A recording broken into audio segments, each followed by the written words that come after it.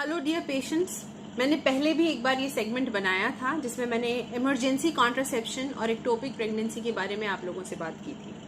Emergency contraception वो contraception है जो हम लोग तब इस्तेमाल करते हैं जब अनप्रोटेक्टेड इंटरकोर्स एक अनअनाउंस टाइम पर होता है। इसका मतलब है कि साइकिल के वो दिन स्पेशली जो आपके लिए फर्टाइल पीरियड होते हैं, यानी कि प्रेगनेंसी का बहुत हाई चांस होता है और उस टाइम किसी भी वजह से अनप्रोटेक्टेड सेक्स हुआ है for may be because of condom breakage या अनएक्सपेक्टेड सर्कमस्टांसेस और अनप्रोटेक्टेड इंटरकोर्स। दैट मीन्स आप लोग बिना प्रोटेक्शन के, you were not taking any contraception और यू हैड एन इंटरकोर्स।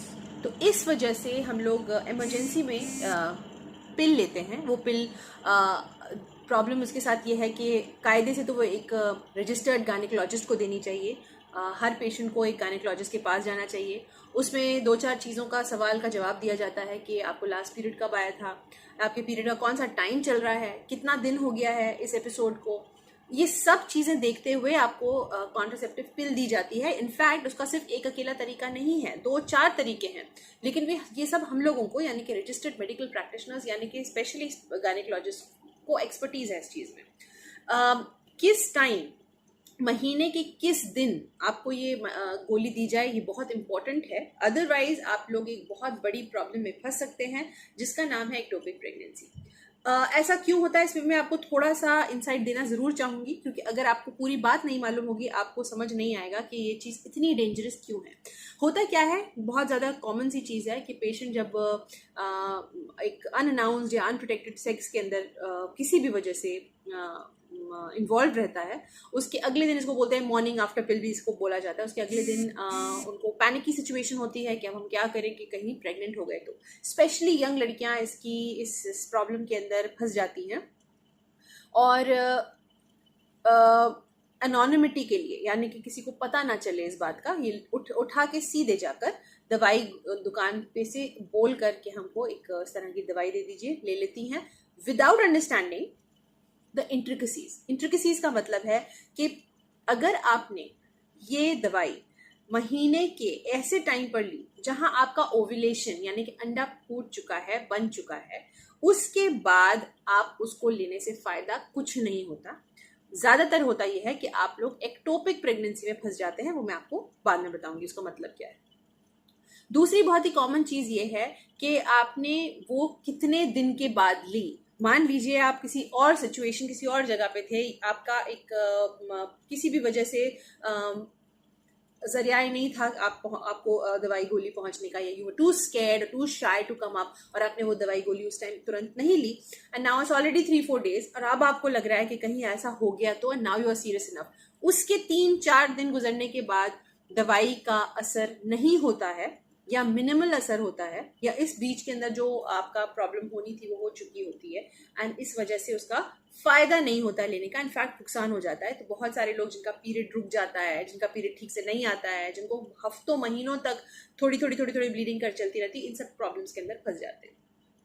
लेकिन ये सब चीज आप मैनेज कर सकते हो। जो चीज इनमैनेजेबल है, जो डेंजरस है पोटेंशियली, वो है एक्टोपिक प्रेगनेंसी। आपने ये दवाई ले ली, नाउ यूर थिंकिंग कि मेरा सब कुछ ठीक है, थोड़ा बोड़ा पीरियड भी आपको आ गया और आपको लग रहा है कि चलो ठीक है, इस बार हमको पीरियड बहुत अच्छे से नहीं आया, लेकिन पीरियड आया तो। बट आपको ऐसा पता ही नहीं है कि अंदर ही अंदर आपकी फिजियोलॉजिकल चेंज क्या हो गया। दरअसल होता यह है कि ये बहुत हाई डोज प्रोजेस्टेरॉन हम सडनली बॉडी को देते हैं, बॉडी प्रिपेयर्ड नहीं थी इसके लिए, और अगर ओव्यूलेशन हो चुका है यानी कि अंडा बन चुका है, तो शुक्राणु के साथ ये फर्टिलाइज हो जाता है, और जब फर्टिलाइज हो जाता है, हम ये वाली दवाई गोली देकर ट्यूबल मोटिलिटी को, जिसके थ्रू ये प्रोपोगेट होकर अंदर यूट्रस में जाता है, उसको हम स्लगिश कर देते हैं। तो ये वहीं के वहीं जाकर जम जाता है, और ट्यूब की प्रेगनेंसी को ही हम एक्टोपिक कहते हैं। इसके ऊपर मैंने पूरा सेगमेंट बनाया हुआ है, आप चाहे तो उसमें जाकर देख सकते हैं।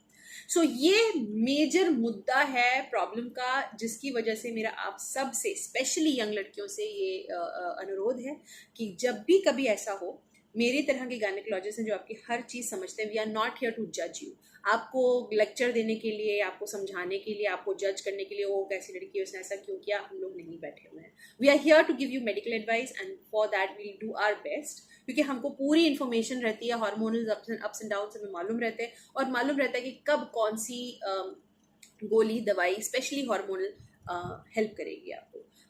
इस वजह से मेरा आप लोगों से ये गुजारिश है इस वीडियो के माध्यम से कि अपना ख्याल रखें, अपने अपनों का ख्याल रखें। बहुत बड़ी प्रॉब्लम से बचने से ज़्यादा फंसने से ज़्यादा अच्छा है कि आप जाकर सही टाइम पर सही सलाह लें। मैं ये नहीं कह रही हूँ कि आप सिर्फ मेरे पास ही आएँ, आपके जो भी नज़दीकी गायनेकोलॉजिस्ट हैं, I am sure all of them are good और आपको सही एडवाइस देंगे। प्लीज़ जाकर फार्मेसी से जाकर सीधा ये दवाइयाँ मांगने वाला सिस्टम जो सिर्फ हमारी ही कंट्री के अंदर है, इसको अबैंडन करें।